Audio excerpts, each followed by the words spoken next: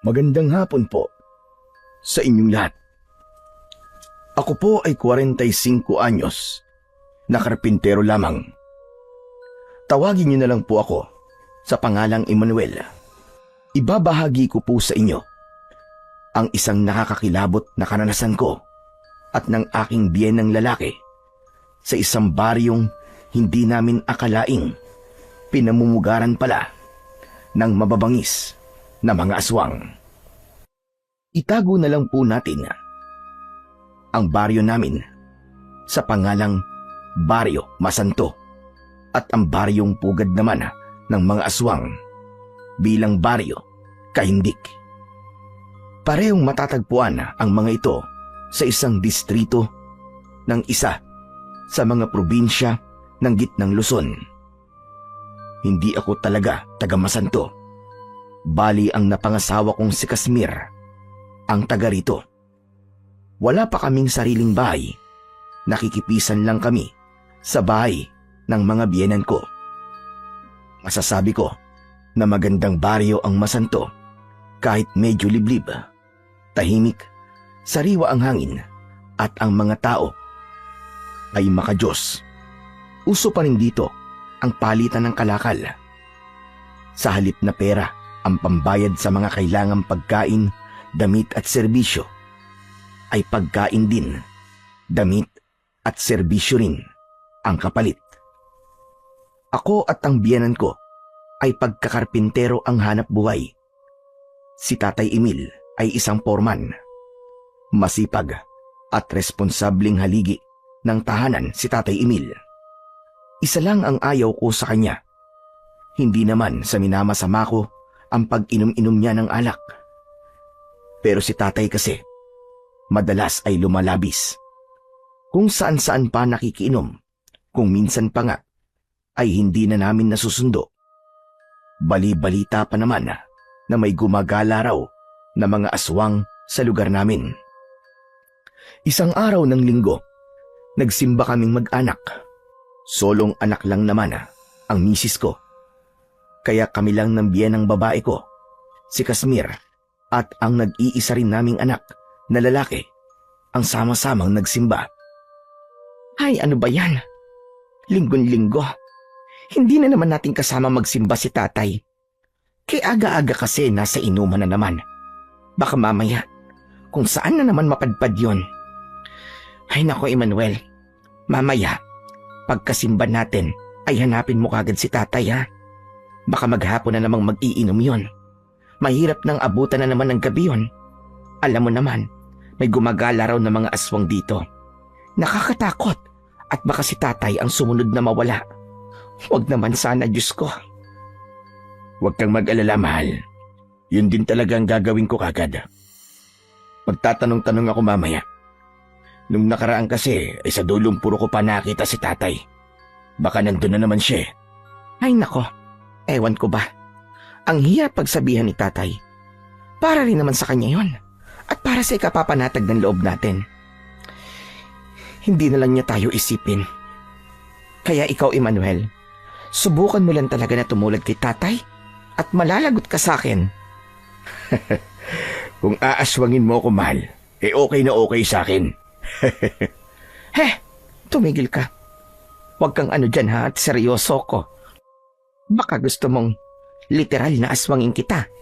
Yung tatadtarin kita ng kalmot sa buong katawan mo. Hindi mo alam kung paano ako magalit. Grabe ka naman. Nagbibiro lang naman ako eh. Oh, yung mukha mo. Sobrang nalukot na.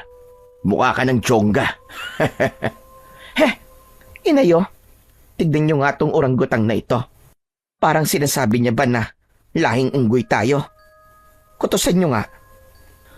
Ngunit natawa na lang si Nanay Nena sa harutan naming mag-asawa. Nasabihan patuloy kaming nagmumurang mga kamatis dahil parang bumalik daw kami noong panahong nagliligawan pa lang kami. Matapos yun, ay biglang iniba ni Nanay ang paksa ng usapan namin. Napunta sa usapang aswang.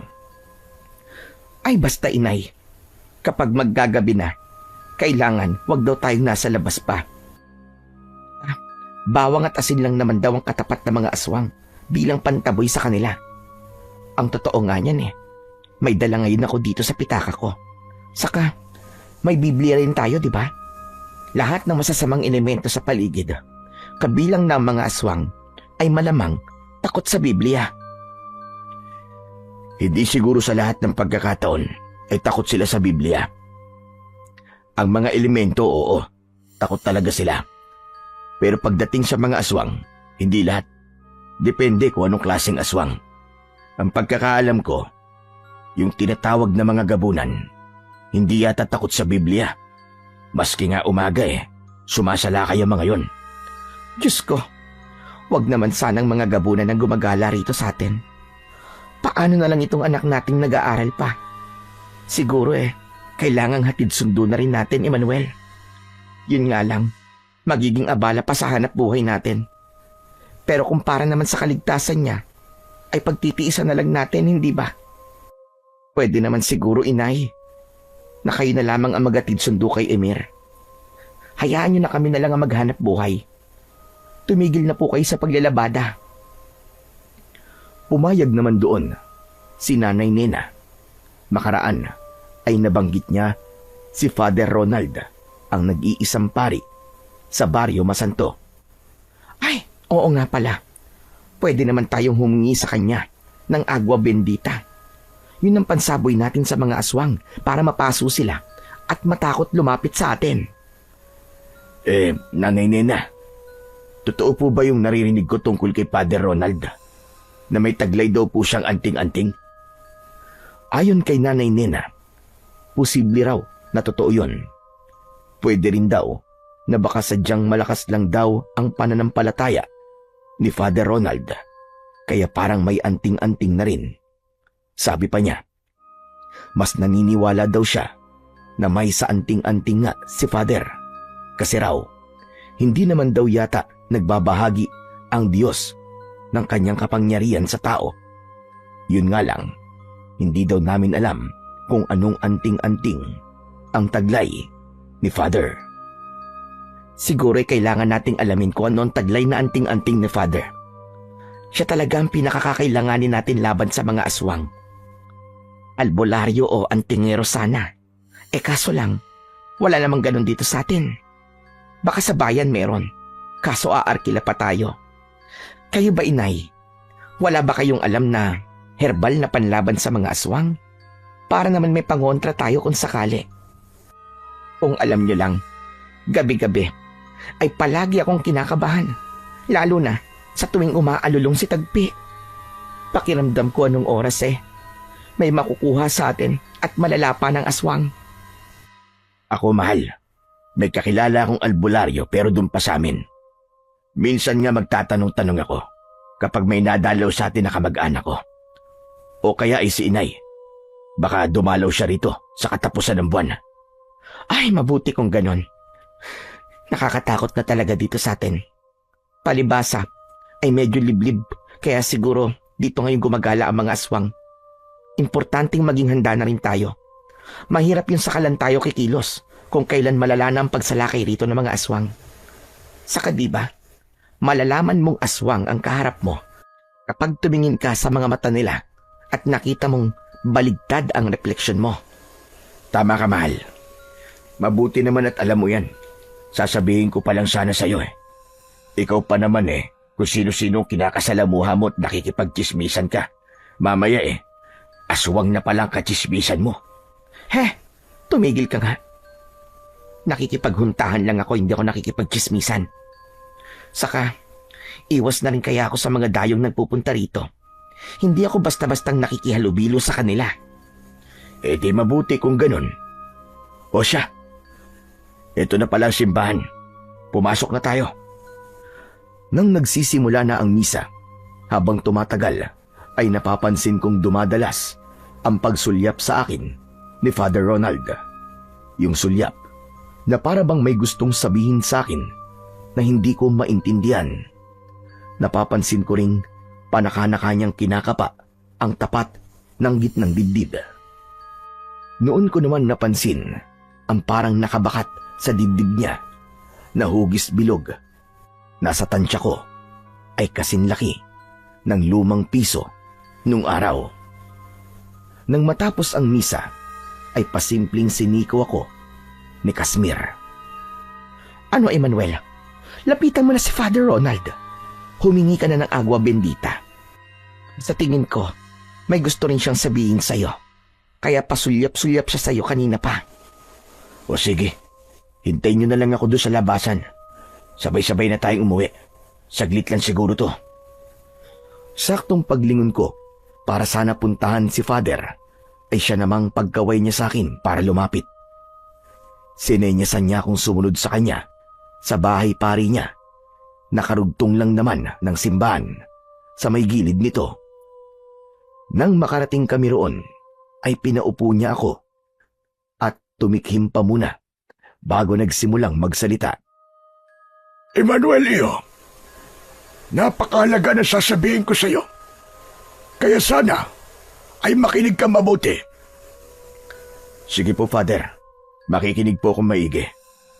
Ang totoo nga po niyan may sadya rin po ako sa inyo. Pero mamaya ko na po sasabihin. Kayo na po muna ang mauna. Batid mo naman siguro na dito sa baryo natin ay may gumagalang mga aswang. Ilang kababaryo na natin ang nawawala. Kaninang madaling araw ay natagpuan na raw ang katawan ng isa nating nawawalang kababaryo. Wakwak ang tiyan at wala ng mga lamang loob. May kagat rin sa leeg at wala na halos dugo. Marami ring mga kalmot sa mukha at sa katawan. Ibig sabihin, hindi kagagawa na ng sindikatong kumukuha ng mga tao para lamang sa kanilang lamang loob. Bakit wala po kaming nabalitaan, Father, tungkol dyan? Madaling araw yun natagpuan iyo at isa ko sa nandun na nakasaksi. Kung bakit nandun ako sa mga oras na yon ay mamaya ko na ipapaliwanag. Isa pa ay nandun din si Kapitana at ang mga tanod.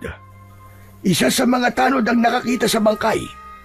Pinagsabihan kami ni Kapitana na wag daw munang ipagsasabihan na tuklasan namin para raw hindi magpanik ang mga tao. Ang utos ni Kapitan ay balaan na lang daw ang mga kababaryo natin na maging handa palagi dahil totoong may gumagalang mga aswang. Di ba nga, ay ipinaalala ko rin yung kanina pagkatapos ng misa. Ganun po pala. May punto naman po si Kapitan. Pero sa palagay po ninyo, Father, ano pong klaseng aswang ang gumagala rito sa ating baryo? Sandali munang natigilan si Father at parang tinatansya ako. Maya-maya pa ay kinapa niya ang kanyang dibdib. Makaraan ay inilabas niya kung anuman ang bumabakat na hugis bilog. Medyo nanlaki ang mga mata ko nang mapansin kong kwintas pala yun na may palawit na parabang medalyang gawa sa tanso. Ano pong klaseng kwintas yan, Father? Anting-anting po ba yan? Teka, parang nga pong anting-anting talaga yan, ha? Parang gano'n na nga iyo. Ang tawag dito ay medalyon. Medalyon ito ng antingero. Pero hindi ako antingero. Bigay lang ito sa akin ng dati kong kaibigan na isang antingero mismo. Ito ay panlaban daw sa mga aswang. Aba, mabuti naman po at meron kayo niyan, Father. Tamang-tama. Yan po ang kailangan natin ngayon. Pero, paano po ba yung gagamitin na panlaban sa mga aswang? Alam niyo po bang paganahin yan? Oo, alam ko. Ang problema lang ay hindi ang katulad kong pare ang makakapagpagana nito. Ang taglay nitong kapangyarihan ay hiwalay sa Espiritu ng Diyos. Hiwalay sa Espiritu ng Diyos? Ano pong ibig niyo sabihin, Father? Ang taglay kasing kapangyarihan ng medalyong ito ay hindi natural na nagbuwat pa sa Panginoong Diyos iyo. Ito ay buwat sa kalikasan. Natural na lumalabas kapag may mga elemento ng dilim sa paligid na nakahihigit kaysa sa puwersa ng kabutihan. Kapag alagad ng Diyos ang gagamit nito, hindi ito lubusang gagana dahil makukontra ito ng banal na Espiritu ng Panginoon. Kumbaga nalilimitahan ang kapangyarihan nito. Ganun po pala. Ibig sabihin po, para lubusang gumana yan. Ay, teka po pala, Father. Huwag niyo pong sabihin, yan ang dahilan kung bakit kinakausap niyo ako ngayon. Bahagyang ngumiti si Father Ronald at marahang tumango-tango. Tama ka, iyo. Ito nga ang dahilan kung bakit kita tinawag dito. Ibibigay niyo po ba sa akin yung medalyon ng antingero? Hindi talaga ako makapaniwala ng pagkakataong yon sa pinupunto ni Father Ronald. Titig na titig ako sa hawak niyang medalyon na ewan ko ba kung bakit ang pakiramdam ko ng mga sandaling yon ay para bang ang gaan ng loob ko rito. Para ring nasabik ako bigla na mahawakan ito. Yung para bang pakiramdam na ikaw ang dating nagmamay-ari ng medalyon. Oo, Emmanuel, tama ka. Ibibigay ko nga sa'yo ang medalyon na ito. Pero bakit sa akin po, Father? Sigurado ba kayong ako po ang karapat-dapat na pagbigyan ninyo yan? Baka po may iba pa pong mas karapat-dapat kaysa sa akin. Tila natutuwang napangiti si Father sa sagot ko. Pinakatitigan pa niya ako bago sumagot. Alam mo, iyo, hindi siya ako ang pumipili sa'yo. Mas tamang sabihin itong medalyon mismo ang pumipili sa'yo. Ito ang nakakaalam kung sino ang karapat-dapat. Ho? Ang medalyon ang pumipili sa akin? Paano pong ganun, Father? Hindi ko po yata maintindihan . Sabi ko nga kanina, may puwersa ang medalyon na ito na nakokontra ng banal na espiritu ng Panginoong Diyos. Hindi naman lahat ay nakokontra. Nararamdaman ko pa rin ang ibang puwersa nito. Isa na nga roon, ang enerhiyang inilalabas nito na siyang nagtuturo sa akin kung sino ang pinipili nitong dapat pagbigyan ng medalyon. Matagal ko nang hinahanap kung sino ang napili. Pero kanina ay nakita ko na ang senyales sa'yo. Ano pong senyales, Father Ronald? Alam mo, ang katawan nating mga tao ay may tinatawag na natural na liwanag na hindi basta-basta nakikita o napapansin. Kusa natin itong inilalabas. Mientras, mas ginagabayan tayo ng positibong enerhiya at ng enerhiya ng kabutihan sa puso at pagkatao natin. Ang natural na liwanag ng katawan ay mas lumalakas. Sa ganang akin, ay hindi ko naman sana mapapansin ang tindi ng taglay mong liwanag. Pero sa tulong ng kapangyarihang taglay ng medalyon, ay madali ko lang nakikita. Ngayong araw nga, ay nakikita ko matinding liwanag ng katawan mo. Kaya po pala, patingin-tingin kayo sa akin kanina. Yun na po pala yun. Pero bakit ako po, Father? Hindi ko po makita ang sinasabi niyong liwanag ng katawan ko. Sabi ko nga, ako lang ang nakakakita sa tulong ng enerhiya ng medalyong ito.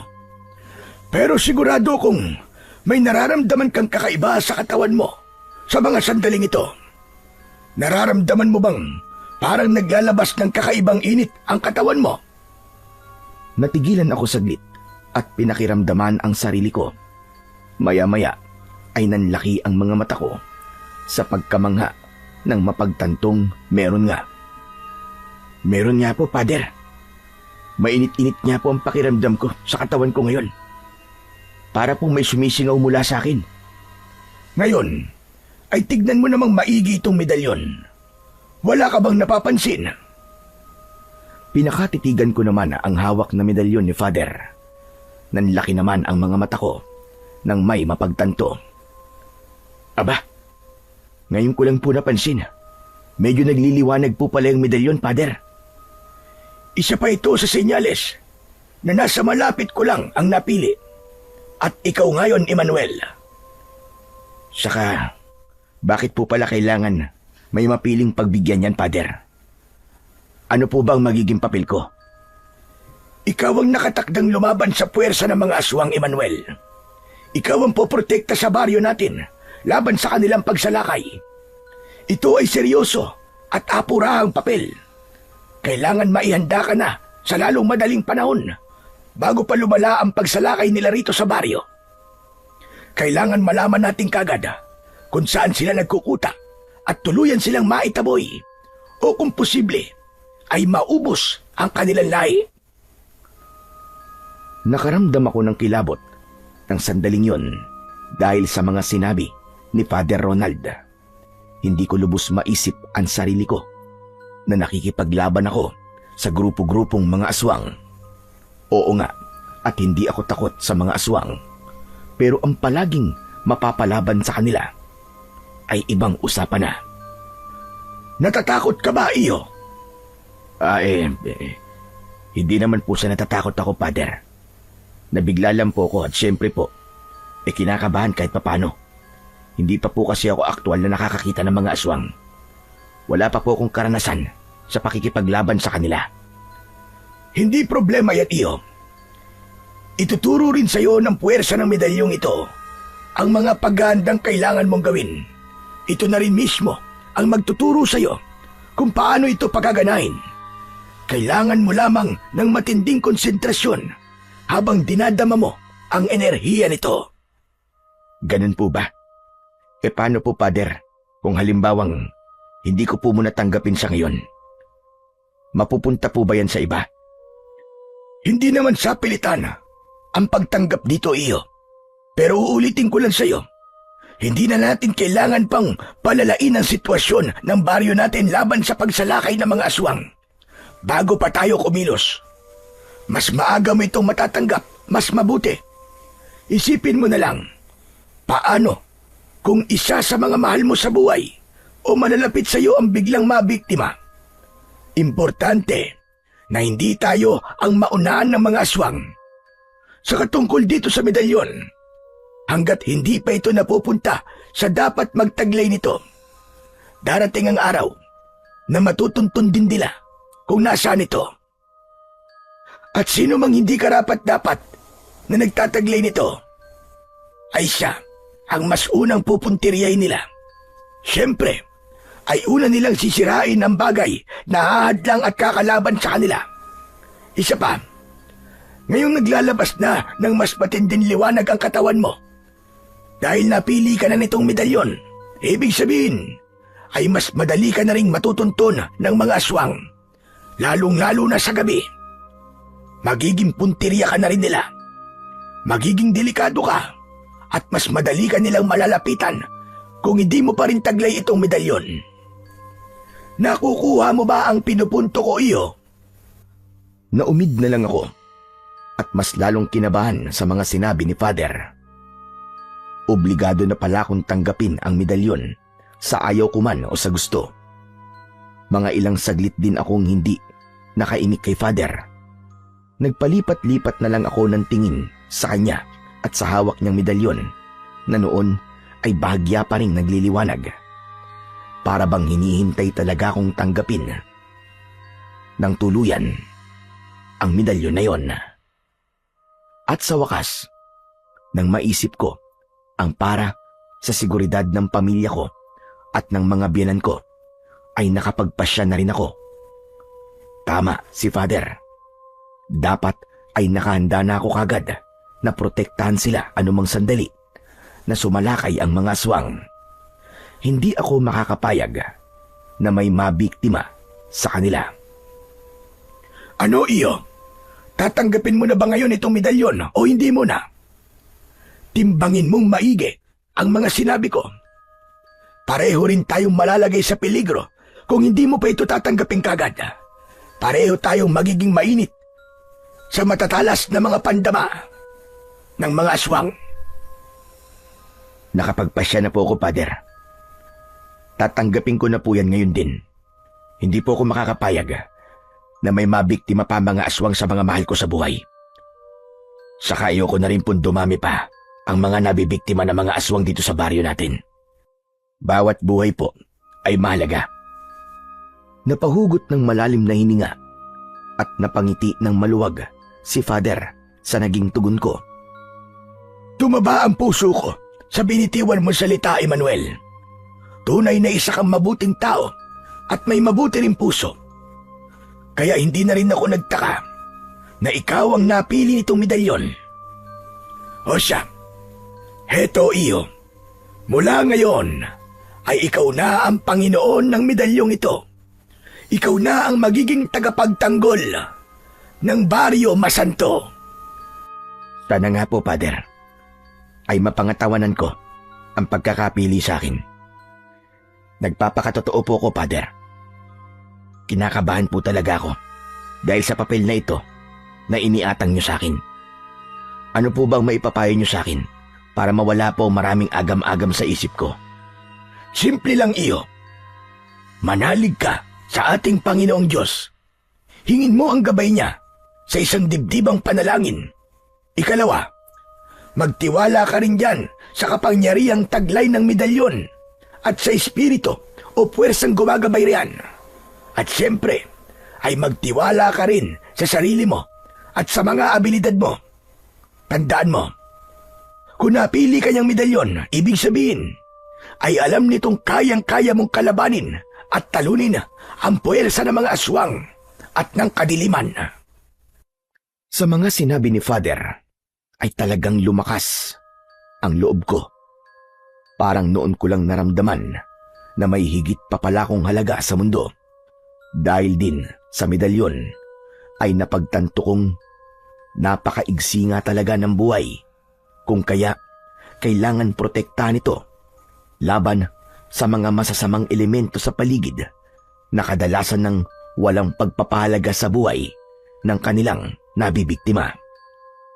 Naisip ko tuloy yung kaawa-awang nabiktima na winakwak daw ang katawan, inubos ang dugo at mga lamang loob. Walang awa at wala talagang patawad ang mga aswang. Nako, maraming salamat po talaga, Father, sa lahat po na sinabi niyo sa akin. Malaking tulong po talaga bilang pampatibay ng loob sa akin. Walang anuman iyo. Yun naman talaga ang papel ko. Basta't para sa ikabubuti, ay yun ang isusulong natin. O siya, naghihintay pala sa'yo ang pamilya mo sa labas. Baka mainip sila. Sige na, puntahan mo na sila. Ako naman ay maghahanda pa. Inimbitahan kasi ako sa isang padasal. At kasunod nun, ay may bibindisyonan pa akong bagong tayong bahay sa Purok 5. Basta, yung medalyon na, ingatan mo at kailangan ay palagi mo yang suot-suot. Maging alerto ka lagi at pakiramdaman mo yan at maguudyat yan kung may kailangan kang gawin o kung may presensya ng aswang sa paligid. Bawat iutos sa'yo ay sundin mo lang ng walang pag-aalinlangan. Sige po, Father. Maraming salamat po ulit sa lahat. Kayo rin po, Father. Ipanalangin niyo po ako palagi. Aba, oo naman. Palagi ka nang kasali sa mga panalangin ko. Pero siyempre, para maging mas malakas ang panalangin ko, kailangan ay kumilos ka rin nang naaayon sa layunin nating labanan at talunin ang mga aswang. Opo. Sige po, Father. Aalis na po ako. Salamat po ulit. Isinuot ko na ang medalyong bigay sa akin ni Father bago ko tuluyang lumakad palayo at lumabas ng simbahan. Napansin ko pang biglang nawala ang bahagyang pagliliwanag ng medalyon nang lumapat ito sa akin dibdib. Habang naglalakad ako, ay nakaramdam ako ng kakaibang ginhawa. Para bang may kung anong hindi kaaya-aya ang natanggal sa buong pagkatao ko. Ay, sa wakas, dumating ka na rin. Sa tagal niyong nag-usap ni Father, pakiramdam ko nanggaling ka pa sa abroad. O ano, may pasalubong ba kaming Toblerone? Ikaw talaga, mahal. Palagi ka nalang exaggerated. Importante kasi yung napag-usapan namin ni Father. Kaya natagal lang kami. Hindi biro-biro ang napag-usapan naming dalawa. Ano ba kasing napag-usapan niyo? Ichika mo naman sa amin. Mamaya ko na sasabihin sa bahay. Tara na munang umuwi. Ay, si tatay pa pala. Hahanapin ko pa. Malamang nagrabe ng tama niya ngayon. Mahihirapan na naman akong buhatin siya. Ay nako, sige na nga. Ipaghahanda pa namin siya ng herbal na pangontra sa sobrang kalasingan. Kakainis talaga yan si tatay. Hindi na inisip ang kalusugan niya. Paano kung ma-stroke siya? O kaya ay magkasakit sa atay? Eh di dagdag gastusin pa natin kapag nagkataon. Ano nga ulit yung iniinom na para sa mga lasinggero? Libidad ba yun? Hindi. Liver aid pala. Mahal yata ang isang box nun ah. Oo, may kamahalan din yun. O siya, tara na. Bilisan na nating umuwi at nang makapagbihis na kagad ako. Nakakahiya namang hahanapin ko siya sa suot kong ito. Nakapangsimba pa ako. Pagka-uwi nga namin at pagkabihis ko ay agad na akong nagpaalam para hanapin si Tatay Emil. Teka mahal, wala ka na ba talagang balak sabihin sa akin kahit saglit lang kung ano na pag-usapan niyo kanina ni Father Ronald? Ang ginawa ko ay ipinakita ko na lang kay Kasmir ang suot kong medalyon. Ano yan? Bakit meron ka yan? Hoy, ikaw ha? Baka mamaya kung ano na yan ha? Baka mamaya galing yan sa mangkukulam o espiritista. Hubarin mo nga yan. Naku mahal, hindi ko to pwedeng hubarin. Delikado. Bigay to sa akin ni Father at ito ang mahalagang pinag-usapan namin kanina. Paano delikado naman yung pinagsasasabi mo? Hoy, Emmanuel ha? Parang kinakabahan naman ako sa'yo at sa medalyon na yan. Saka bakit ka naman bibigyan ni Father ng ganyan? Ano bang meron dyan? Mamaya ko nasasabihin sa iyo ang lahat pag uwi namin ni Tatay. Mahabang paliwanagan pa ito Matatagalan pa tayo kung ngayon ko sasabihin sa iyo. Unahin na muna natin si Tatay. Ang tungkol dito ay makapaghihintay pa naman Ay nako, bahala ka na nga. Sige na, umalis ka na. Siguraduhin mo lang na ligtas kayo makakauwi kagad ha. Kapag pati ikaw dumating dito na lasing at inabot kayo ng gabi, ay nako, malilintikan ka talaga sa akin. Huwag mo akong susubukan, Emmanuel. At talagang magsisisi ka. Sandali ko pang sinuyo ang asawa kong si Kasmir bago ko tuluyang umalis ng bahay para hanapin si Tatay Emil. Una ay sa mga kapitbahay ako nagtanong-tanong pero hindi raw nila nakita si Tatay. Ikalawa ay nagtuloy na kagad ako sa dulong purok kung saan huli kong sinundo noon si Tatay. Pero kahit doon ay wala siya at wala rin namang nag-iinuman. Nang pabalik na ako, ay naisipan kong pumunta sa Purok 5 kung saan nakita ni Father Ronald ang bangkay daw ng isa naming kababaryo na winakwak ng aswang ang katawan. Doon ay may lamay nga, pero wala namang nag-iinuman. At nang magtanong ako tungkol kay Tatay, ay hindi rin naman daw nagawi roon. Doon na ako nag-alala para kay Tatay. Pambihira. Kahit saan parang wala si Tatay Nasaan na kaya siya? 2 purok na lang ang hindi ko pa napupuntahan. Sana naman ay mahanap ko na siya.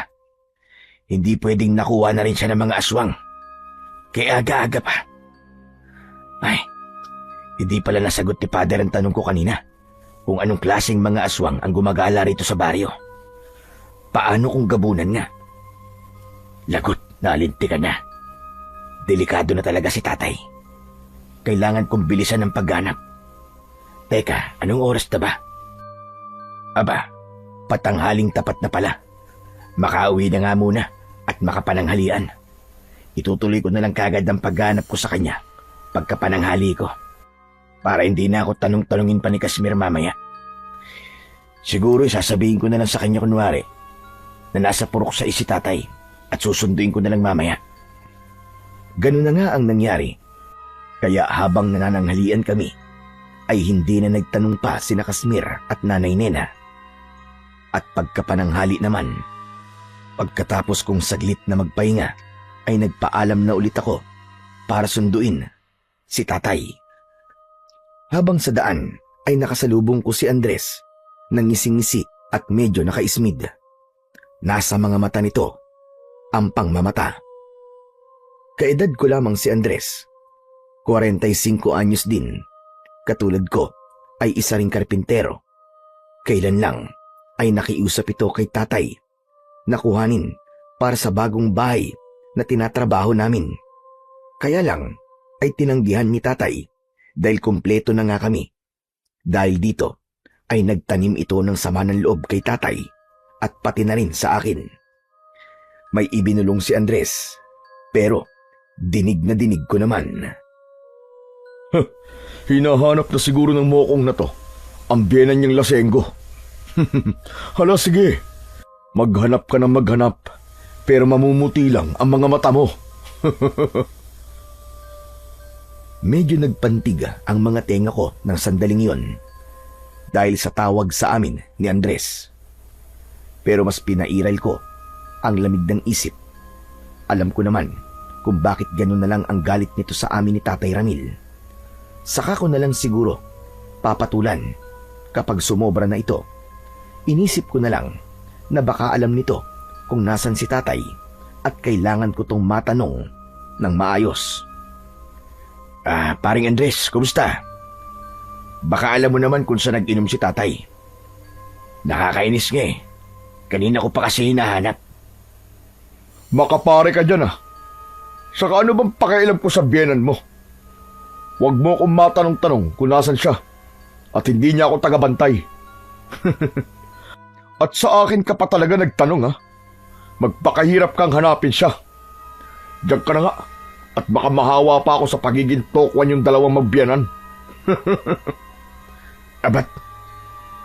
Pero bigla kong natigilan ng pagtalikod ni Andres ay naramdaman kong parang umiinit at bumibigat ang suot kong medalyon. Takang nakapako ito at naalala ang sinabi sa akin ni Father Ronald na mag-concentrate kapag may kakaiba kong nararamdaman sa medalyon. Nakalayo na si Andres nang parang may bumulong sa isip ko na may kakaiba raw kay Andres. Kasunod nito ay parang nakaramdam ako ng kakaiba rin at mabigat na enerhiya galing sa kanya. Ano kayang enerhiya yon? Enerhiyang galing sa puwersa na kasamaan? Aba, mukhang dadagdag pa yata siya sa makakalaban ko maliban sa mga aswang. At may bumulong pa ulit sa isip ko. Anak nang, hindi pwedeng may mangyaring masama kay Tatay Emil. Kailangan mahanap ko siya kagad. Pero saan ko siya ipagtatanong? Teka, baka may makasalubong pa akong may alam kung saan nang galing si Andres. At may nakasalubong nga akong isang matandang lalaki na kamag-anak mismo ni Andres, si Mang Tasyo. Mang Tasyo, saan ho kayo nang galing? Ayon sa matanda, ay sinundan daw nito si Andres dahil yun daw ang bilin dito ng asawa ng huli. Sa madaling sabi, ay pinamamanmanan daw dito si Andres. Saan ho ba nang galing si Andres? Saka, nakita niyo po ba si Tatay Emil? Sa baryo Kaindik daw pumunta si Andres.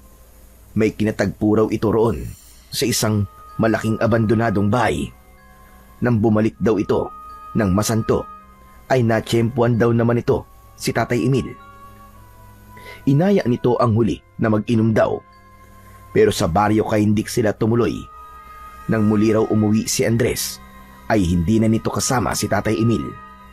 Hindi na raw alam ni Mang Tasyo kung saan sa baryo Kaindik naroon si tatay. Ang suspetsa raw nito ay baka sa abandonadong bahay din dinala ni Andres. Sinabihan pa ako ni Mang Tasyo na puntahan kagad si Tatay Emil sa baryo Kaindik. Hindi raw maganda ang kutob nito dahil nang umuwi si Andres ay kakaiba raw ang pagkakangisi na parabang naiba raw ang pagkatao nito. Dinagdag pa nito na parang may kakaiba rin daw sa baryo Kaindik. Ang ibang taga roon daw ay kakaiba kung tumitig sa mga hindi taga roon. Kakaiba raw kung magmasid. Sige po. Salamat po ng marami, Mang Tasyo. Pupuntahan ko na po kagad si tatay at baka kung ano pang mangyari sa kanya roon. Talagang nagmadali akong kumilos. Paano ay hindi rin maganda ang kutob ko. Naudyok na rin ng medalyon ko. Kailangan kong bilisan na mapuntahan kagad si tatay. Ang Andres na yun. Kapag may nangyaring masama kay tatay, ay malalagot talaga siya sa akin. Pagbabayarin ko siya. Saka, Ano nga kayang meron sa baryo kay Indik na tulad ng sinabi ni Mantasio? May sindikato kayang gumagala ron? Pero imposible namang may mga has na dumukot kay tatay kung sakali mang sindikatong nangunguha ng laman loob ang gumagala ron. Ano namang mapapala nila sa laman loob ng isang matanda na at lasenggo pa? Pero paano pala kung aswang? Hindi. Basta. Kailangan ko na talaga magmadaling kumilos. Nang makarating ako sa baryo kay Indik, bungad pa lang ay nakaramdam na kagad ako ng kakaibang bigat sa aking dibdib dahil sa suot kong medalyon. Pagkakapako nga nito ay binulungan kagad ako nito sa isip ko. Ha? Ano? Balwarte rito ng isang grupo ng mga aswang? Naku po, nalinti ka na. Lagot kami ni tatay.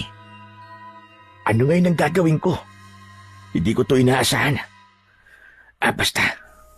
Kailangan ko maging kampante lang at huwag magpapahalatang kinakabahan ako. Kailangan, bago pa sumapit ang pagkagat ng dilim, ay mahanap ko na kagad si tatay at mailabas sa baryong ito. Naalala ko ang sinabi ni Mang Tasyo at yun din ang ibinulong sa akin ng medalyon. Yung abandonadong malaking bahay raw ang una kong dapat na hanapin. Anak ng putya, oh. Saan banda kaya ang abandonadong bahay na yun? Teka, hindi dito sa highway dapat ako unang maghanap. Sa mga kasulok-sulukan ako mag-uumpisa.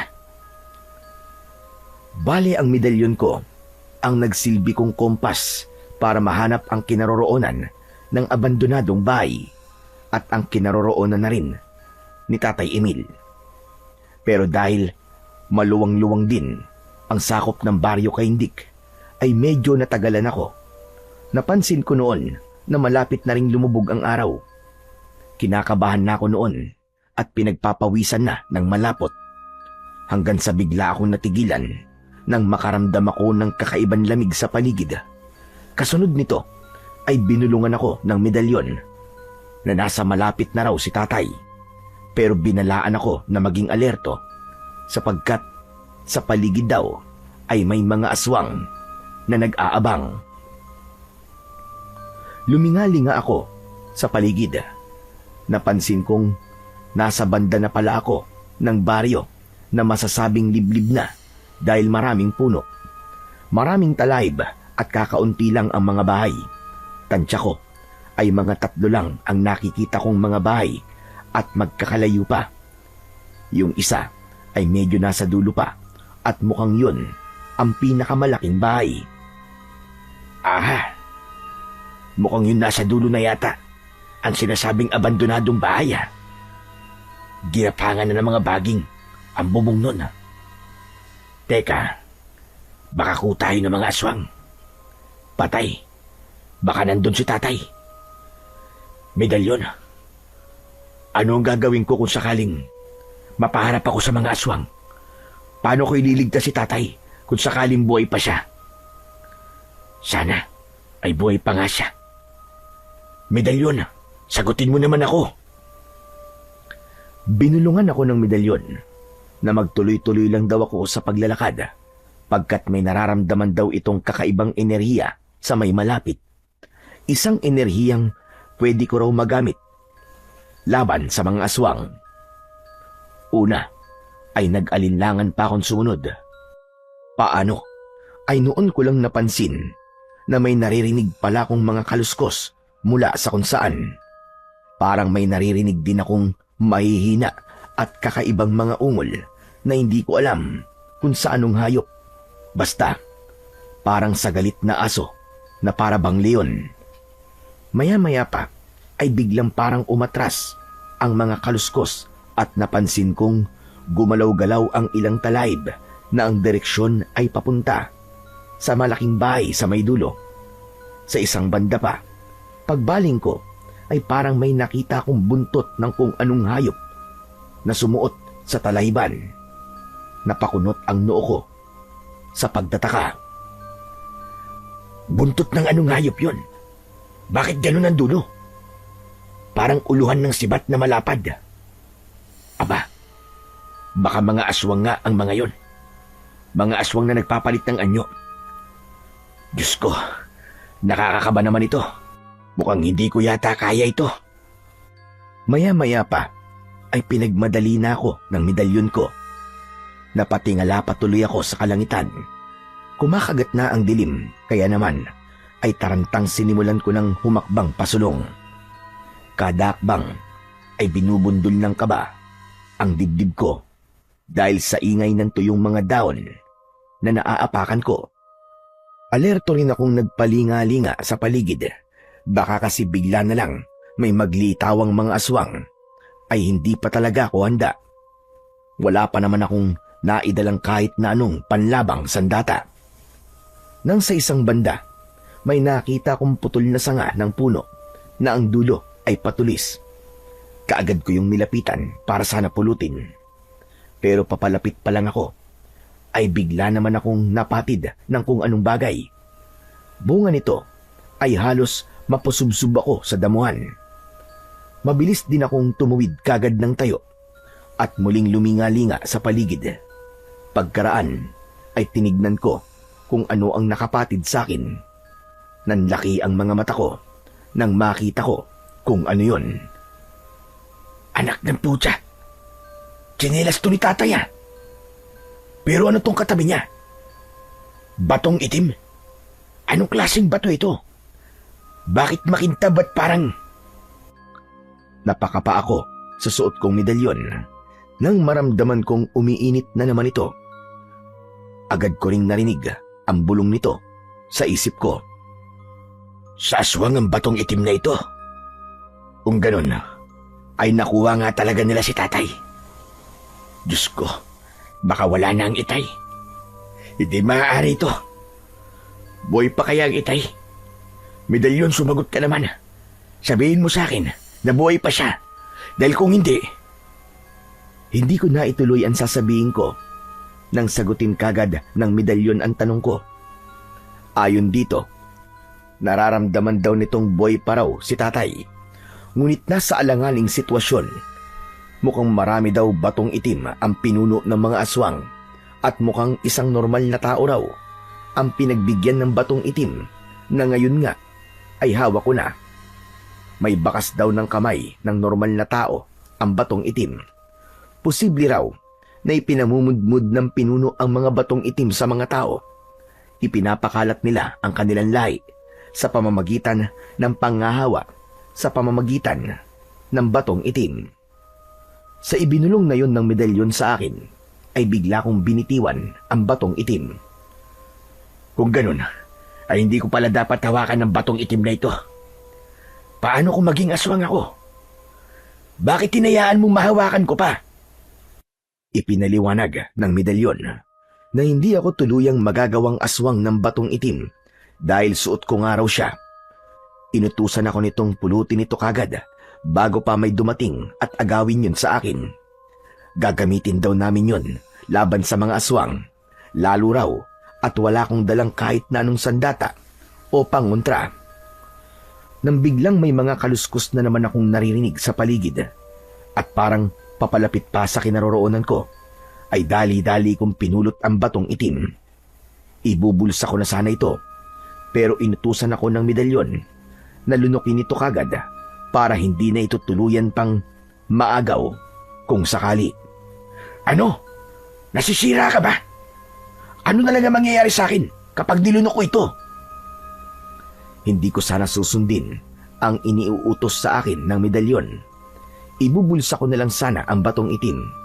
Pero nagulat ako nang magkusa ang mga kamay ko na umangat sa tangkang isubo sa bibig ko ang bato. Naalarma ako siyempre sa gustong mangyari ng medalyon. Teka, hindi! Huwag! Ayoko maging aswang! Niloloko mo ba ako, medalyon? Peke kang medalyon! Huwag! Wala na akong nagawa nang tuluyang kong malunok ang batong itim. Nang sandaling yon ay sakto pang tuluyan ng dumilim ang paligid. Pinakiramdaman ko ang sarili ko pagkatapos. Unti-unti kong nararamdaman ang paglalaban ng dalawang puwersa sa loob ko. Isang mainit na puwersa at isang napakalamig na puwersa. Una, ay parang nangingibabaw ang malamig na puwersa, pero biglang tumindi ang mas mainit na puwersa at mas nangibabaw kaysa sa malamig. Ang sumunod namang nangyari ay nagpakunot sa noo ko at nagpalito sa akin. Biglang parang tumatalas ang paningin ko at kahit mabilis na lalo pang dumidilim ang paligid, ay para bang klarong-klaro kong nakikita pa rin ang mga bagay-bagay. Bigla ring lumakas ang pandinig ko. Nagpalinga-linga ako sa mga naririnig kong mga singasing at ungol at parang natutukoy ko kung nasaan sila banda. Pati pang amoy ko ay tumalas din. Nakakaamoy ako ng kakaibang malansa at mabahong amoy na para bang may kung anong nabubulok na bagay na halong parang amoy utot na sobrang bantot. Medalyon, ano bang nangyayari sa akin? Bakit biglang tumala sa mga pandama ko? Lalo na ang paningin ko. Saka bakit parang bumabaho na rin ako? Ano bang nangyayari? Sabihin mo nga sa akin. Halos mawindang ako nang sabihin sa akin ng medalyon na nagsisimula na raw akong maging aswang, pero wag daw akong mag-alala dahil pansamantala lang daw yon. Gagamitin lang daw ang batong itim bilang proteksyon ko at bilang panligaw na rin sa mga aswang at para na rin daw matakpan ang enerhiya ng medalyon. Hindi raw malalaman ng mga aswang na may suot pala akong medalyon. Nang sandalingang yon ay unti-unting nagbabago na ang aking anyo. Hindi ako makapaniwala habang pinagmamasdan kong nagiging mabalahibo ang katawan ko. Tinutubuan ng mahaba at matutulis na mga kuko ang mga daliri ko, kapwa sa mga kamay at paa. Bumubuhaghag din at tumitigas ang tubo ng buhok ko. Ang bibig ko naman ay ramdam kong umuumbok at ang mga pangil ko ay tumutulis at umaalsa. Hindi ko rin mapigilang sumingasing at umungol. Nang malubos ang pagbabago ng aking anyo, maya-maya pa ay narinig ko na naman ang mga kaluskos sa paligid kung saan-saang direksyon. Nang lumingalinga ako, ay napaatras ako nang mapansin kong may mga lumalabas mula sa mga talahib sa palibot ko. Mga parang aso na kulay itim. May mahaba at lumalaylay na mga tainga ang mga ito. Mapapayat ang mga katawan na malakanggaro na mas mahaba pa ang mga paa sa likuran kaysa sa unahan. Parang baligtad ang posisyon ng kanilang mga paa.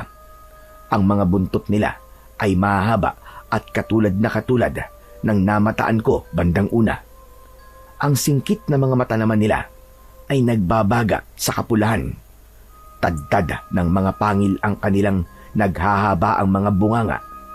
Bulong sa akin ng medalyon ko ay mga sigbin daw ang tawag doon, mga alaga ng mga aswang. Biglang umalulong sa nakakakilabot na paraan ang isa sa mga ito na pinakamalaki. Makaraan ay nagsimula itong unti-unting lumapit sa akin. Bulong sa akin ng medalyon ko, kampante lang daw dapat ako at huwag magpakita ng kahit na anong senyales ng takot. Ipinaalala rin sa akin na isa na akong aswang kaya wala daw akong dapat na ikatakot sa mga sigbin na nakapalibot sa akin. Inamoy-amoy ako ng mukhang lider ng mga sigbin. Makaraan ay para bang meron tungkong anong isinenyas sa mga kasama niya. Pati ako ay parang sinenyasan na sumunod dito. Susunod na sana ako sa grupo ng mga sigbin na yon nang walang ano-ano ay may kaluskos na naman akong narinig sa paligid. Pagbaling ko ay nakita ko ang isang aswang na papalapit sa akin. Naningkit ang mga mata ko nang parang pamilyar sa akin ang mukha nito. Hindi ako maaaring magkamali. Kamukhang kamukha ito ni Andres. Aha! May bagong aswang pala rito. Sino ka? Ikaw ba ang nakapulot sa batong itim na nahulog ko sa banda rito? Sasagutin ko sana ito. Pero binulungan ako ng medalyon ko na wag daw akong magpapakilala rito sa totoo kong pagkatao, mag-isip daw ako ng ibang pangalan. Ako si Amir. Ikaw, sino ka? Andres ang pangalan ko. Isa rin akong bagong aswang. Binigyan ako ng pinunong aswang ng 2 batong itim. Ang isa sana ay sa asawa ko. Pero nahulog ko yun dito. Ikaw ang nakapulot nun, hindi ba? Oo, ako nga. Saka, bakit mo ginustong maging aswang? Ano ba nagtulak sa'yo? Wala. Gusto ko lang naman. Gusto kong katakutan ako ng mga tao. At gusto kong magiganti sa mga taong may atraso sa akin. At sa mga taong binabaliwala ako. Mga taong binabaliwala ka? Tulad naman nino? Tulad ng matandang tokwa na karpintero. At foreman na si Tandang Emil na taga Masanto. At sa manugang niyang si Emmanuel. Teka pala. Bakit kahawig mo ang Emmanuel na yon? Parehas na parehas din kayo ng suot. Ganyan-ganyan ang suot niya nang makasalubong ko sa kaninang umaga pa. Tama! Si Emmanuel Cano! Hindi, nagkakamali ka. Hindi ako si Emmanuel. Amir ang pangalan ko. Baka nagkataon lang na magkawig kami. Saka aswang din ba ang Emmanuel na yon? Oo nga no. Imposibleng may dugong aswang yon. Palasimba nga pala yun. Ikaw pala. Bakit mo naman ginustong maging aswang? Simple lang, Andres. Dahil gusto kong pagbayarin ang dapat na pagbayarin. At ubusin ang dapat ubusin. Aba, gigil na gigil ka talaga. Gusto ko yan. Magkakasundo tayo. O siya, tara na sa kuta. Doon lang sa bandaron, sa abandonadong bahay. Nakapagatid na rin ako doon ng isang tao na gagawin din nilang bagong aswang na tulad natin. Alam mo ba kung sino ang dinala ko? Walang iba, kundi ang minalas na lasinggero si Tandang Emil. 13 tao ang kailangan kong idala sa kuta. Ikaw rin. 13 rin ang ipapatrabaho sa'yo at dadalhin mo sa kuta. Kapag nakakompleto ka na ng 13, ay bibigyan ka ng pinuno ng mas malakas pang batong itim. Kaya pag-usayan mo. Ganun pala. Kung ganun, sinong susunod mong dadalhin sa kuta? Siyempre, ay iisa-isahin ko ang pamilya ni Tandang Emil at ang pamilya ng tukmol na kahawig mo. Bali 4 din sila. Ang isusunod ko ay si Father Ronald na kinaiinisan ko sa tuwing makakasalubong ko. Palagi na lang tungkol sa Diyos ang bukang bibig ng buang na yun. Nakakarindi na. Ang 7 natitira siguro ay mga taong palasimba na lang din. Ahente na ako ngayon ng kasamaan. Kaya mga palasimba ang pupuntiryahin ko. At isasama ko na rin pala si Tandang Tasyo. Nahuli ko kasi kanina na bumubuntot pala sa akin. Utos pa ng asawa ko. Akala naman nila ay magtatagumpay sila sa plano nila sa akin na magpakabuti. Kaya pati asawa ko ay bala ko na rin palunukin ng itim na bato para wala na akong problemang palagi akong pinipilit na magbagong buhay daw. Mga mukha nila. Nang mga sandaling yon ay nagpupuyos ang kinikimkim kong galit kay Andres. Nanginginig ang mga kamao kong hindi ko maikuyom dahil sa matutulis kong mga kuko. Gustong gusto ko na siyang pagbayarin sa ginawa niya kay Tatay Emil ng sandaling yon. Pero pinipigilan ako ng medalyon ko.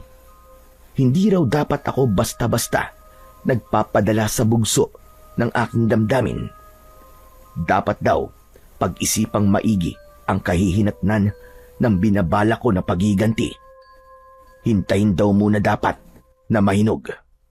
Sa ngayon ay dapat ko raw munang alamin ang iba pang mga bagay, lalo na ang tungkol sa sistema ng pamamalakad ng pinuno ng mga aswang. Saka daw ako bubuo ng plano kung paano tuluyang malilipol ang lahat ng mga aswang sa kuta. Saka ko na lang din daw balikan si Andres. Ikaw, ano ang plano mong gawin para makapagdala ng 13 katao sa kuta? Taga rito ka lang ba sa Kaidek? Hindi ako taga rito. Napadayo lang ako rito. Sa ngayon, ay wala pa akong konkretong plano. Hindi ko pag-aalam ang kalakaran ng pagiging aswang. Hindi ko pa rin nakakaharap ang pinuno. Saka na ako bubuo ng plano kapag nakaharap ko na ang pinuno at iba pang mga aswang. Kung ganun, ay tara na sa kuta. Ipapakilala kita sa pinuno at sa iba pang mga aswang. Mula ngayon, magkasangga na tayo. Alam mo bang, magagamit din kita para madala ko sa kuta ang mga kapamilya ng gusto kong paghigantian. Ikaw rin, kahit anong iutos mo sa akin ay handa akong gawin. Tulungan tayong dalawa. Hindi ba maganda yon sa palagay mo? Oo, maganda ka.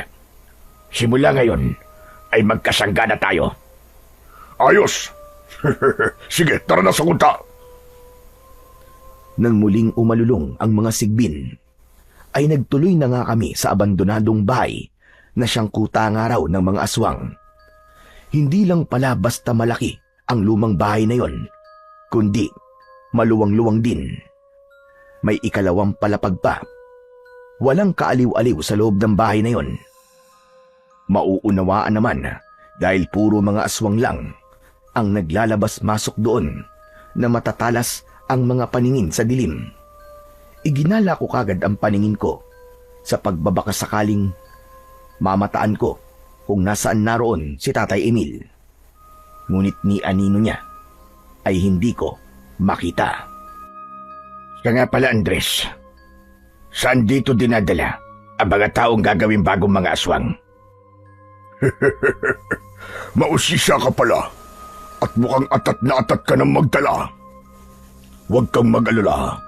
Ipakikita ko rin sa iyo kung saan banda. Pati kung saan kinakatay ang ibang mga tao na hindi kwalipikadong maging bagong aswang. Kung gusto mo, ay ipapakita ko rin sa iyo. Doon magandang tumambay at panoorin kung paano brutal na nilalapa ng mga tulad dating aswang ang mga kaawa-awang mga nilalang. Tiyak na matatakam ka rin doon. Pwede ka rin magpresentang manlapa kung nagugutom ka na. Lahat naman ng aswag dito ay mararasyonal na ng sapat na sariwang mga dugo, puso at mga laman loob. Medyo nandiri ako at parang gusto kong masuka sa mga sinabi ni Andres. Kahit siguro aswang na rin ako, ay hindi ko gagawin ang manglapa ng tao, uminom ng kanilang dugo at kumain ng kanilang mga lamang loob. Pero una muna, ipapakilala kita sa pinuno. Sandali lang at malapit na tayo. Naroon sa bale sa master's bedroom ng bahay na ito. Pero binabalaan kita. Mag-iingat ka sa pagsasalita mo sa harap ng pinuno. Maski kapwa niya aswang ay nilalapa rin niya kapag hindi niya nagugustuhan ang pagkatao mo. Dapat ay magpakita ka sa kanya ng kaangasan at gawin mong mabalasik ang itsura mo. Dito sa kuta ay hindi pwedeng umakto kang parang santo. Tandaan mo, astang demonyo ka dapat dito. Kung ganun pala, sige, tatandaan ko yan. Ipapakita ko sa pinuno kung gaano ko kabalasik. Pero wag mo lang siyang sasapawan. Hindi rin niya gustong nasasapawan ang kanyang kaagasan. Kinabahan ako ng sandaling yon dahil hindi talaga ako natural na maangas. Binulungan ko nga sa isip ko ang medalyon ko kung paano ang gagawin ko kapag kaharap ko na ang pinuno. Ang sagot lang nito sa akin ay siya na raw ang bahala.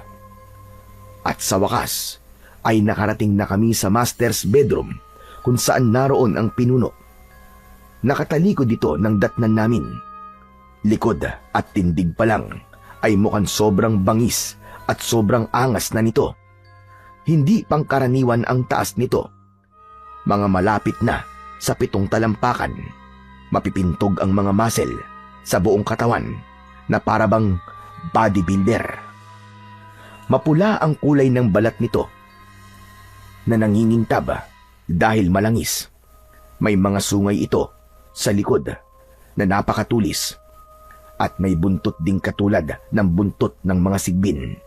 Mas mahaba nga lang ang taglay nito at ang dulo ay parang patulis na ulunan ng pala. Nang bigla itong humarap, pakiramdam ko ay parang tumigil ang paghinga ko. Paano ay hindi ko akalaing sobrang nakakatakot pala ng itsura nito. Ang dilat na dilat at mapupulang mga mata ay sobrang talim kung tumitig. Ang ilong ay patulis na parabang sa ilong ng mangkukulam at may nakalawit na singsing sa dulo nito. Pangahan ito at matutulis ang mga buto sa pisngi. Maumbok ang bunganga dahil sa nakausling matutulis at naninilaw na mga pangil. Panaka-naka ay naglabas-masok sa bibig nito ang kulay pulang dila na tulad ng dila ng sawa na nagsasanga sa dalawa. Magandang gabi, aming pinuno. Siniko ako ni Andres at sininyasang yumukod sa pinuno na tulad ng ginagawa nito. Siyempre ay sinunod ko naman sa paraang maangas. Magandang gabi rin, mahal na pinuno. Ngunit ang itinugon sa amin ng pinuno ay malakas at nakakapanindig balahibong atungal. Napakalaki ng tinig nito at parang kulog. Makaraan ay mabilis ako nitong nilapitan at nang mamata kong tinitigan mula ulo hanggang paa at pabalik. Kasabay nito ay inamoy-amoy ako habang pasinghot-singhot. Pakiramdam ko ng mga sandaling yon ay para akong kandilang pilit tinutunaw. Nag-alala tuloy ako na baka malaman itong may taglay akong medalyon. Walang ano-ano ay bigla akong siningahan ng pinuno. Muntik-muntikan na akong mapakislot sa pagkakabigla. Ang lakas kasi ng pagkakasinga nito. Ramdam na ramdam ko pa ang init ng ibinuga nitong mantot na hininga. Inutusan ako ng pinuno na magpakilala at tinanong ako kung paano kong naging bagong aswang dahil ngayon pa lang daw niya ako nakita. Amir ang pangalan ko, pinuno. Mangyaring nakapulot ako ng batong itim nang naglalakad ako papunta dito sa kaindik. Napatid ako ng bato. Hindi ko alam na nahulog pala ito nitong si Andres. Nang balikan niya ay nalunok ko na. Sa ganung paraan ako naging bagong aswang. Ngunit parang hindi naman kumbinsido ang pinuno sa sagot ko. Inismeran ako nito ng katakot-takot. Sumunod ay si Andres naman ang binalingan at tinanong tungkol sa mga batong itim nito. Nahulog ko ang isa kong batong itim nang magatid ako ng isang biktima rito, pinuno. At itong si Amir nga ang nakapulot. Bigyan mo na lang ako ng panibagong itim na bato para sa asawa ko, pinuno. Galit na sumingasing ang pinuno kay Andres at paangil itong pinagalitan tungkol sa batong itim. Dapat daw itong pakaingatan. Mahirap daw kapag mga antingero o albularyo ang makapulot ng batong itim. Sa uli-uli raw na maiwala ulit ni Andres ang bato ay malalagot na raw ito sa pinuno. Hindi raw ito magdadalawang isip na lapain si Andres. Matapos mangako ni Andres na iingatan na raw ang bagong batong itim na ibibigay ng pinuno, ay binigyan na nga ito muli ng pinuno ng bago. Iniluwa pa nito. Galing sa bunganga. Nakakadiri ang kulay ng laway nito. Umuusok pa. At umaalingasaw sa baho. Kapag kuwan, ay binalingan ulit ako ng pinuno at sinabing kailangan ko raw magdala ng 13 mga tao sa kuta na kung hindi gagawing bagong aswang ay kakatayin sa buong angkan ng mga aswang. Kapag hindi ko raw nakumpleto ang 13, ay babawiin daw sa akin ang batong itim at dadalhin ako sa katayan sa ibaba. Pinuno, huwag kang mag-alala. Umasa kang kukumpletuhin ko ang 13. Makaraan ay nagpaalam na kami ni Andres sa pinuno. Sumingasing na inismiran pa kami nito. Lalong-lalo na ako. Nang puntong yun, ay nararamdaman ko na naman ang pag-iinit ng medalyon ko. Pasimple ko itong kinapa na hindi mapapansin ni Andres. Binulungan ako ng medalyon. Nakapain ko raw ang bagong labas pa lang na batong itim na bigay ng pinuno kay Andres. Nang tanungin ko kung bakit, ay sinabihan akong basta gawin ko raw yun. Una ay nag-atubili pa ako. Para bang nandidiri kasi ako sa batong itim na hawak ni Andres na noon nga ay balot pa ng laway ng pinuno. Andres, patingin nga ulit niyang sariwa pang batong itim. Alaga ba nga, ganyan ang itsura niya na. Kapag bagong labas pa lang sa bunganga niya, nababalot pa talaga ng nakakadiring laway ng pinuno at napakabaho pa. Nakakadiri ka eh. Madulas pa. Eto, pwede bang ikaw na muna magawak hanggang sa matuyo? O kaya ay salitan muna tayo sa paghahawak habang papunta tayo kung saan dinadala ang mga biktimang gagawin bagong mga aswang. Kanina ko pa talaga pinipigilan ang pangingilo at pandidiri. Naku, walang problema riyan, Andres. Ayos lang sa akin. Akin na. At ako na maghahawak. Pagkahawak ko sa malagkit pang batong itim, ay natigilan ako saglit. Paano ay bigla kong naramdaman na para bang may kung anong sinisipsip ang kamay ko mula sa hawak kong bato. Pagtingin ko rito ay napansin kong unti-unting nawawala ang malagkit at madilaw na laway ng pinuno. Binulungan ko sa isip ko ang medalyon kung ano ba ang nangyayari. Ayon dito ay may gagawin daw ito sa laway ng pinuno. Saka ko na lang daw malalaman kung ano.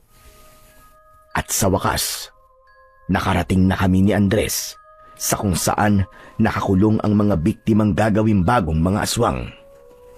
Agad ko namang hinanap si Tatay Emil. Nakita kong nasa isang gilid ito at mahimbing na natutulog. Napansin ako ni Andres na nakatitig kay Tatay.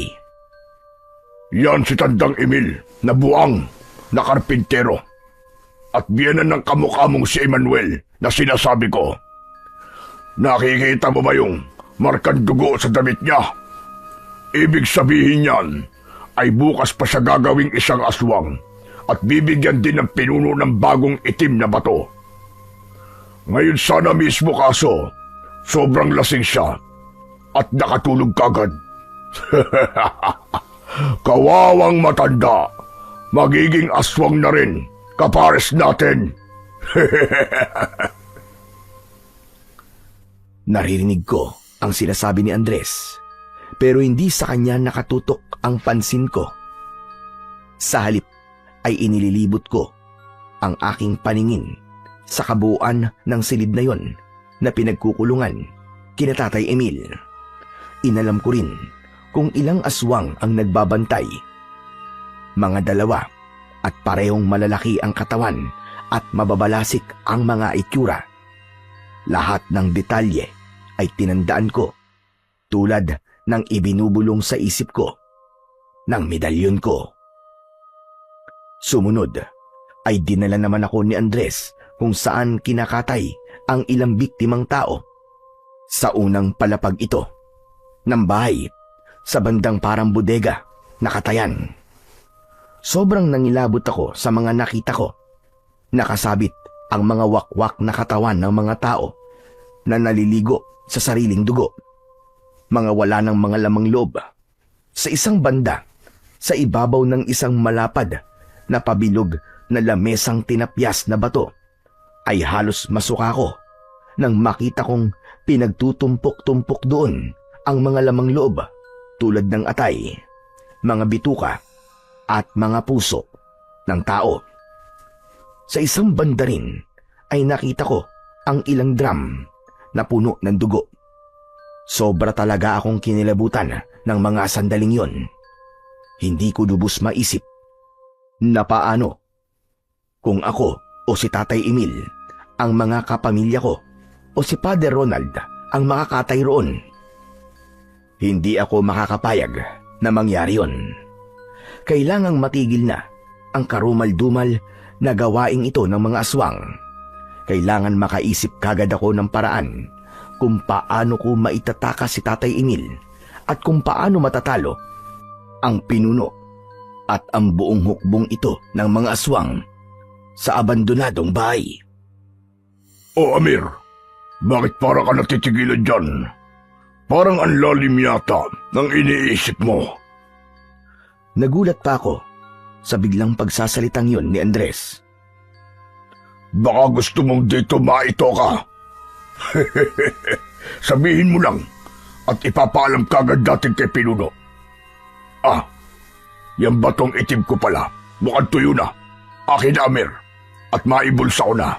Mahirap na. Baka maiwala ko pa ulit.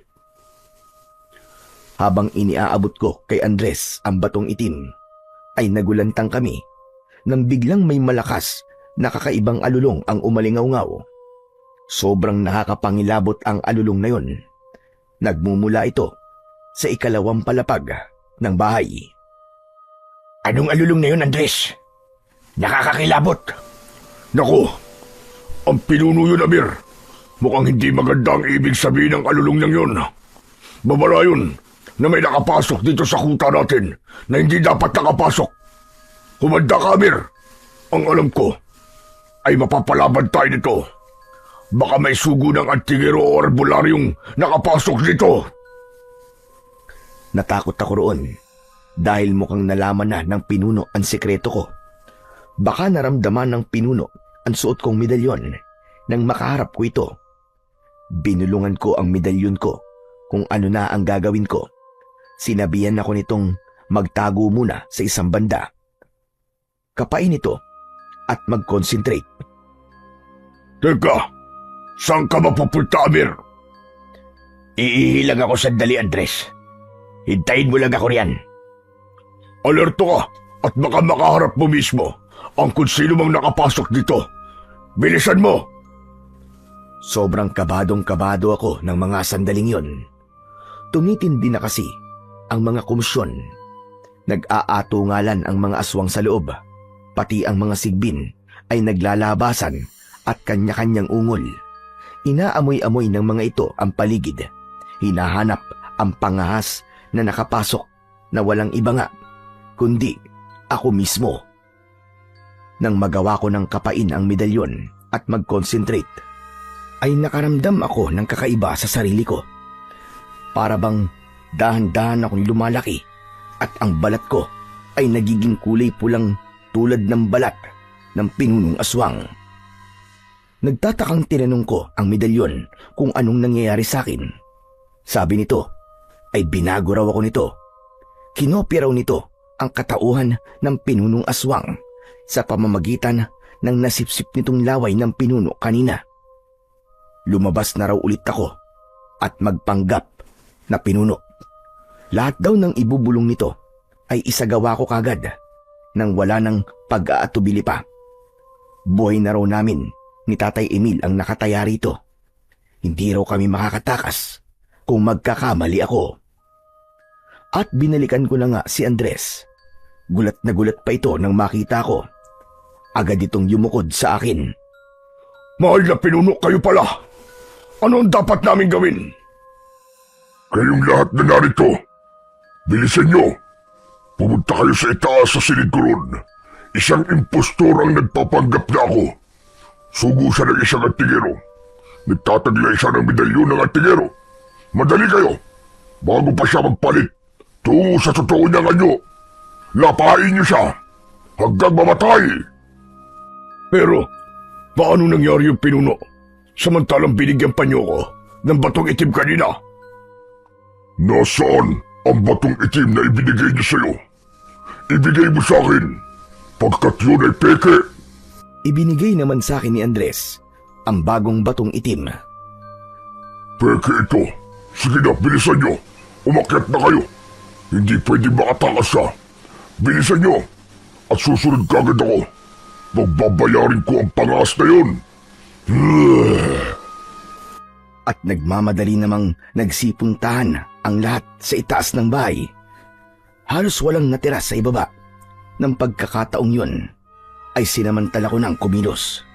Mabilis kong pinuntahan ang silid na pinagkukulungan kina Tatay Emil. Nang makita ko ng mga nakakulong doon ay nag-iyakan sila sa takot. Huwag kayong matakot. At huwag kayong maingay. Pakiusap. Hindi ako totoong pinunong aswang. Nagpanggap lang ako. Narito ako para itakas kayo. May suot akong medalyon ng antigero. Nang ipakita ko ang medalyon, ay tumigil naman sila sa pag-iyak. Pero halatang duda pa rin sila. Maya-maya pa, ay nagising na sa wakas si Tatay Emil. Ito kagad ang kinausap ko para mapaniwala ko ang mga taong nakakulong. Nang magsalita ako, ay ibinalik ng medalyon ko ang totoo kong boses. Tatay Emil! Tatay Emil! Si Emmanuel po ko, tay. Nagpanggap lang po kong pinunong aswang para itakas at iligtas kayong lahat dito.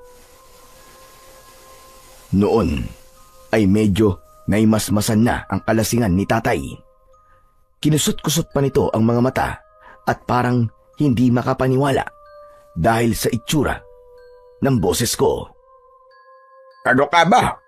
Emmanuel? Aba, ikaw ba talaga yan, anak? Bakit iba ang itsura mo?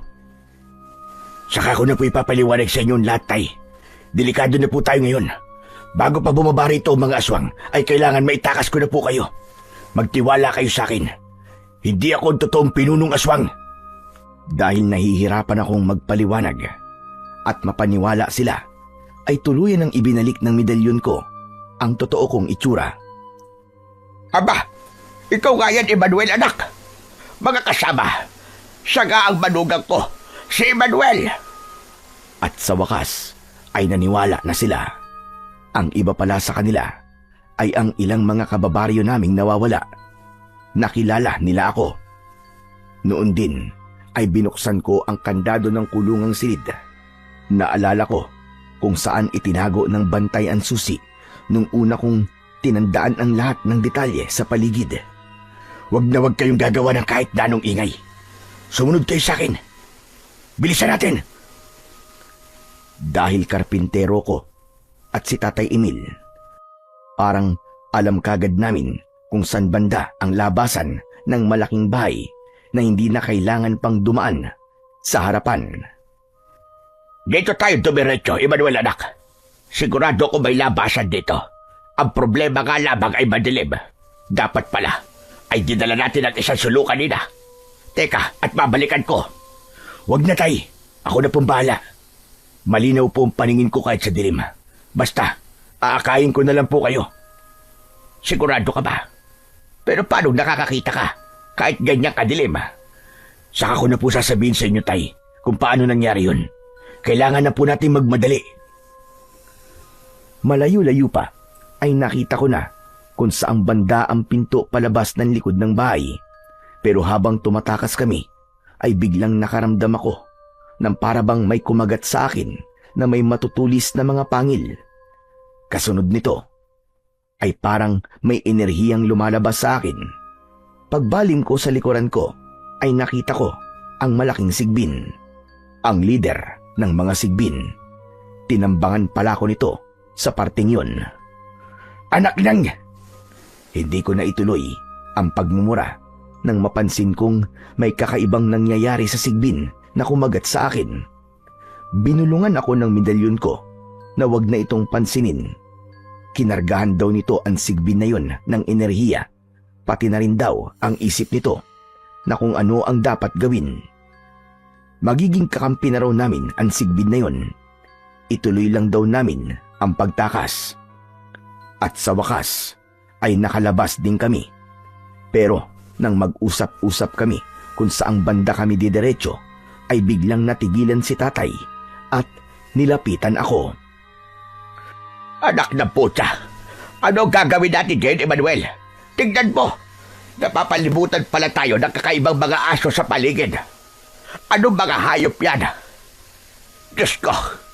Kung di ako nagkakamali, mga sigbin yan! Paglingon ko sa ingininguso ni tatay, ay noon ko lang napansin ang nakapalibot na mga sigbin. Mukhang planado ng mga ito ang ganon sa ganitong sitwasyon. Walang ano-ano ay binulungan ako ng medalyon na pumitik sa ere. Nang gawin ko yon ay biglang lumitaw ang lider ng mga sigbin na kumagat sa akin kanina. Nag-iba na ang kulay ng mga mata nito. Hindi na pula, sa halip ay naging kulay dilaw. Umungol-ungol ito sa kakaibang paraan at nagpatiuna sa amin. Ang nakapalibot namang mga sigbin ay sabay-sabay na sumingasing at humandang susugod. Ang isa pa ay umalulong ng nakakatakot. Naging hudyat naman yon ng pagngangalit ng lider na sigbin at galit na isa-isang sinugod ang ibang mga sigbin. Napakabilis nitong kumilos. Ano pat sa isang sugod lang ay 5 sigbin kagad ang nakagat nito at napatumba. Agad din naman bumangon ang mga yon, pero unti-unting nagbabago ang kulay ng kanilang mga mata. Nagiging kulay dilaw na rin, nakatulad ng sa lider nila. Patuloy sa pagsugod ang iba pang mga sigbin. Dumating pa nga sa punto na kamuntikan ng may ilang malapa sa mga kasama namin. Mabuti na lang at rumesbak kagad ang 5 unang napatumba ng lider na naging katulad nito at naging kakampi na rin ito. Niwala kaming ginawa laban sa mga sigbin. Trinabaho lahat ng lider. Nang oras na yon ay nagbago ang lahat ng mga sigbin. Hindi na tinangka ng mga ito na sugurin pa kami.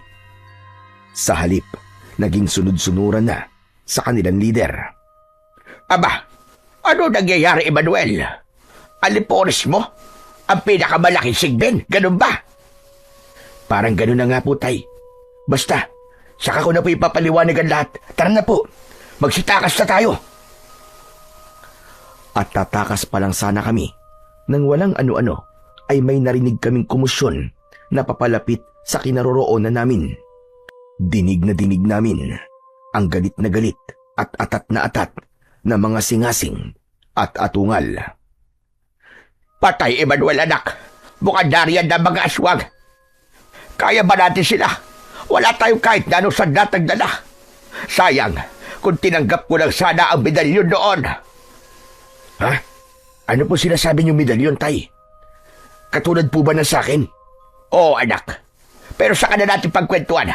Kailangan na natin tumakas. Diyos ko, saan kaya tayo magtatago nito? Pagkakaalam ko, ay matatalas ang pandama ng mga aswang. Lagot na tayo nito. Teka, doon po, tay. Sa banda rin po kayo magtago, sa mapunong bahagi. Mauna na po kayo. Pasusunurin ko sa inyo mga sigbin. Nakasama natin ngayon. Nako, hindi anak, tutulungan kita. Siguradong hindi mo sila kakayanin na ikaw lang. Wag na, tay. Ako na pong bahala. Nakalimutan niyo bang may ipinakita ko sa inyo kanina na medalyon? Itong medalyon ko na po ang bahala sa akin. Kaya sige na, tay. Mauna na po kayong tumakas. Heto po ang 2 sigbin. Isama niyo na para may gabay at gwardya kayo kung sakaling may makasunod na mga aswang sa inyo. Mamulot na rin po kayo sa daan ng kahit na ano sa tingin nyo ay magagamit yung sandata. Sige na po tayo, ako na pong bahala rito. Sa huli ay pumayag na rin si tatay. Sinigawan nito ang mga kasama naming tatakas. Halos lahat ay takot na takot at ang iba pa ay umiiyak. Mga kasama, tara na! Sundan niyo ko! Ako naman ay humanda na. Kinapa ko ang namimigat at umiinit kong medalyon at nag-concentrate. Ibinilong nito sa akin ang mga dapat kong gawin. Una, ay inutusan ako nitong pumitik ng 2 beses sa hangin. Sa unang pitik, ay bumalik sa dating pula ang mga mata ng mga sigbin na nakapalibot at parang naghihintay sa kung anumang iutos ko sa mga ito. Sa ikalawang pitik naman ay biglang humiwalay at nagtago ang leader na Sigbin. Kung saan ito pumaroon at kung ano ang gagawin nito ay hindi ko alam. Sumunod ay isa-isa na ring nag-alisan ang mga Sigbin at kung saan-saan sumuot at nagtago. Iniwanan nila ako na mag-isa. Sobrang kabado ko ng mga sandaling yon habang nakikita kong isa-isa nang nagsusulputan ang mababangis na mga aswang. Nangunguna rito siyempre ang pinuno na lalo pang bumangis at umangas ang itsura. Katabi nito si Andres na galit na nakatitig sa akin. Noon nga kasi ay nasa totoong anyo na ako. Wala na ako sa anyong aswang. Emmanuel! Sabi ko na nga ba at ikaw yan eh. Hindi ka si Amir. Niloko mo ko, hayop ka. Ibalik mo sa akin ang mga batong itim ko. Kung hindi, ay ako mismo ang lalapa sa'yo. Nang dahil sa pagsasalitang yun ni Andres, ay galit na binalingan ito ng pinunong aswang. Walang sabi-sabing sinunggaban nito ang leeg ni Andres at iniangat sa ere. Tinanong nito kung ano ang ginawa ni Andres at ano ang kinalaman niya at nakapasok daw ako sa kanilang kuta. Nagduda pa ang pinuno ng mga aswang na baka magkasabwat kami ni Andres. Takot na takot namang nagpaliwanag si Andres sa pinuno. Hindi pinuno. Maniwala ka, walang ganon. Hindi ko kasabwat ang buang na lalaking yan. Ang totoo ay isa po siya sa binabala kong dalhin dito para gawin ninyong aswang o katayin. Siya po at ang buong pamilya niya. Maniwala ka sa akin, pinuno. Kung sugo man siya ng antingero o albularyo, ay wala akong alam doon. Ang katapatan ko ay sa inyo, pinuno.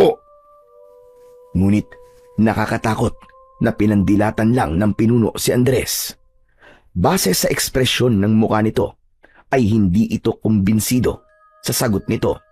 Kapag kuwan, ay iniangat nito ang nanggigigil na isang kamay na ang matutulis na mga kuko sa daliri ay lalo pang naghabaan at nagsitalasan. Labis na natakot si Andres nang mapagtanto kung ano ang balak gawin sa kanya ng pinuno. Paatungal itong nagmakaawa. Huwag pinuno. Huwag niyo po akong lapain. Ipinapangako ko, pinuno. Ibigay niyo lang sa aking kamay ang anak ng tokwang Emmanuel na yan. At pagluluay-lurayin ko talaga ng pinong-pino sa harapan mo. Hindi ko siya tatagtanan. Ngunit hindi nakinig ang pinuno sa kanya. Biglang inihagis nito si Andres sa ere at habang nasa ere pa, ay nauulol na pinagluray-luray ng pinuno ang katawan nito sa pamamagitan ng matatalim nitong mga kuko.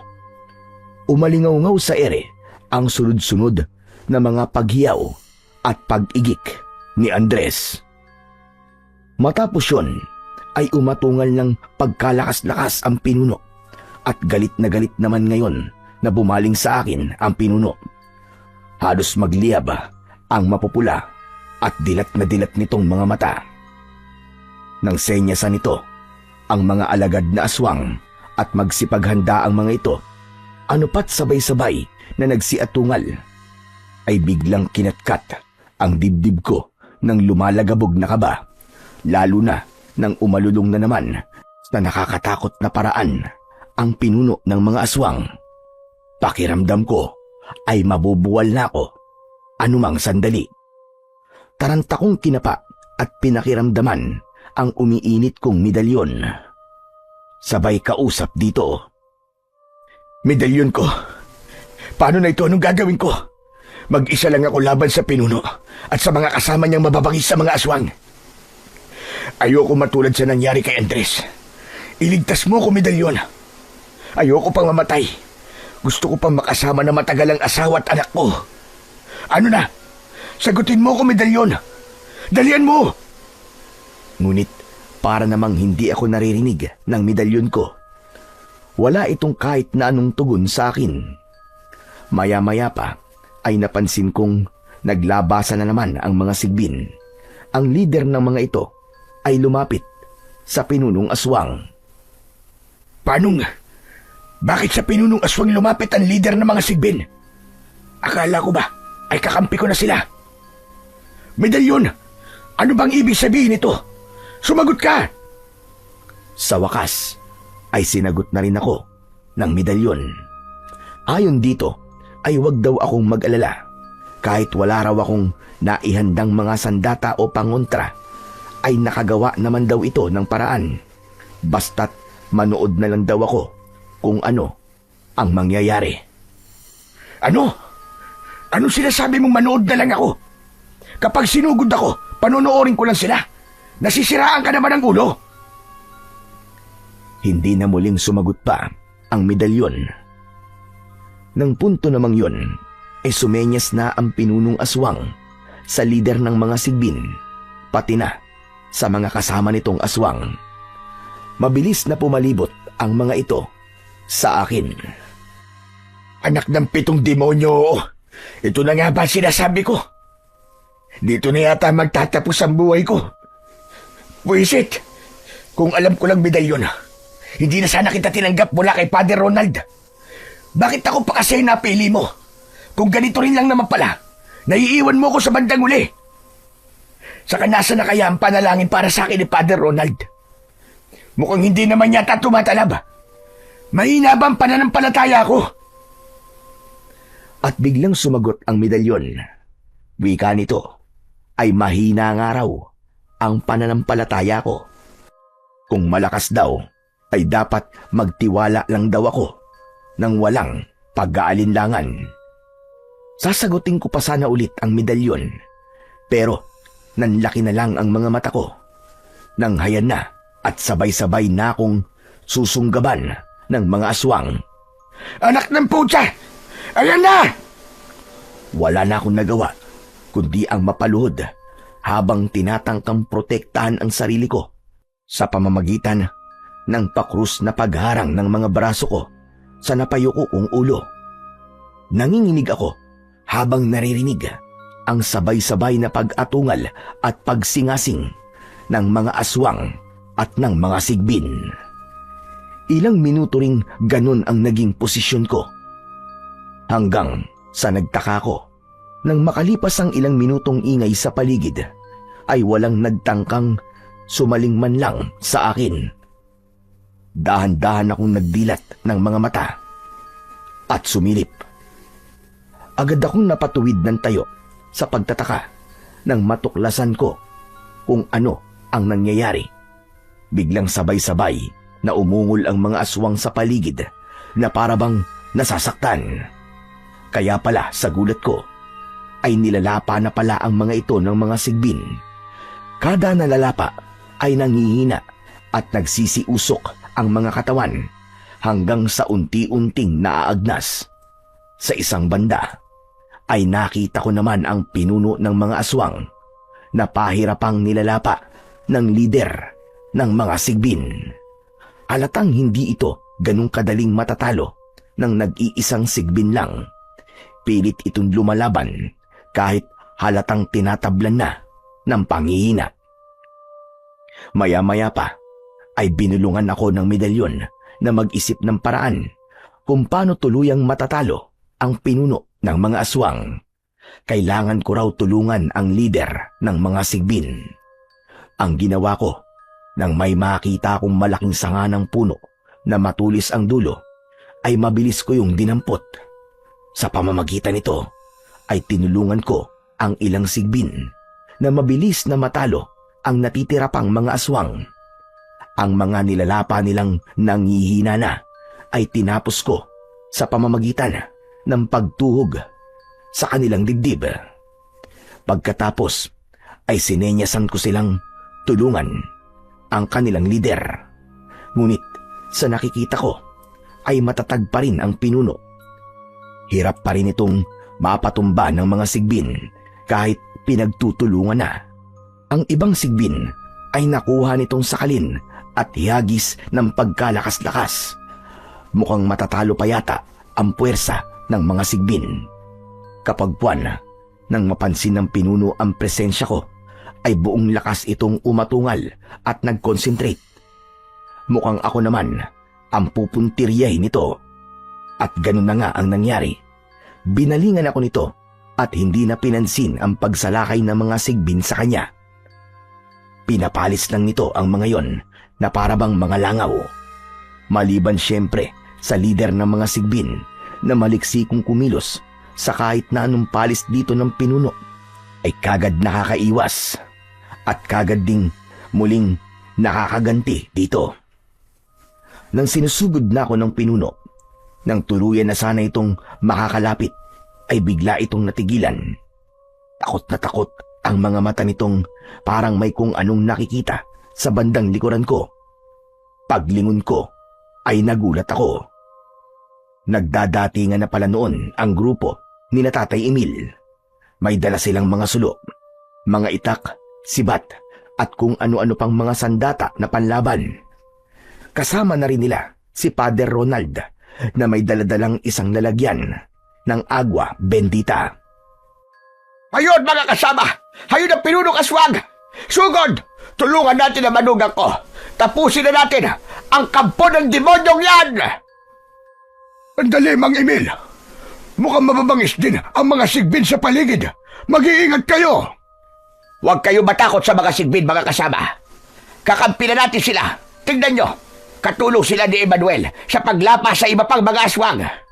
Naghihina na sila at umuusok ang kanila mga katawan. Ang pinuno na lang ang sugurin natin. Huwag niyong sasaktan ang mga sigbin. Kung ganon, tara na mga kasama. Ibagsak niyo ang pinuno at ako na ang bahalang buhusan siya ng agwa bendita. Sugod! Napakaingay ng ginawang pagsugod ng mga kababaryo naming nagdatingan. Ang iba ay mga taga-kahindik mismo. Nakita kong kanilang kapitan at mga kasama nitong mga barangay tanod.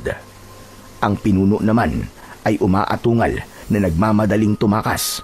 Ngunit pinagtulungan itong pagkakagatin ng mga sigbin. Ano pat bawat takbang nito ay unti-unti itong humihina. Nagwawala itong napasubsob sa damuhan. At sa wakas, naabutan din siya ng grupo ni Tatay Emil. Pinagtulungan nilang tapusin ang pinuno ng mga aswang. Sa huli, nang buhusan ni Father Ronald ng agwa bendita ang wala ng buhay na katawan ng pinuno, ay bigla itong nagliyab at magdamag na nasunog hanggang maging abo. Sa ganung paraan, nalipol ang buong grupo ng mga aswang na nagkukuta sa abandonadong bahay sa baryo Kaindik. Kinabukasan, nang nasa bahay na kami ni Tatay Emil, kahit ligtas na kami, ay sinabun pa rin kami ni Kasmir. Matapos naman yun, ay pinagkwentuhan namin ni Tatay ang lahat na kailangan naming sabihin sa isa't isa. Natutunan ko sa karanasang yun na napaka-importante ng pananampalataya sa pakikipaglaban sa puwersa ng kadiliman.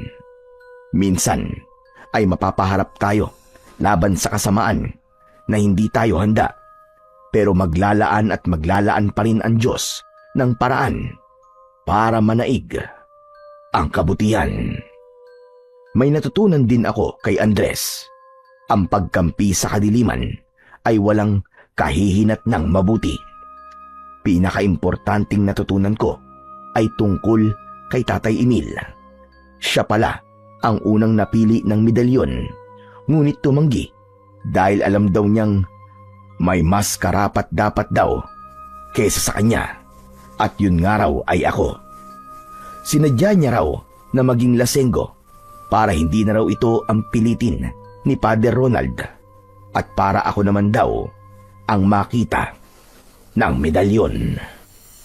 Hanggang ngayon ay ako pa rin ang tagapag-ingat ng medalyon at naghihintay lang ng pagkakataon na muling magamit kapag may babangon na namang pangkat ng mga aswang na sasalakay sa baryo Masanto at sa kalapit na mga baryo. Nangako ko sa akin sarili na hanggat ako ay may lakas, magiging tagapagtanggol ako ng aming baryo laban sa lahat ng uri ng aswang.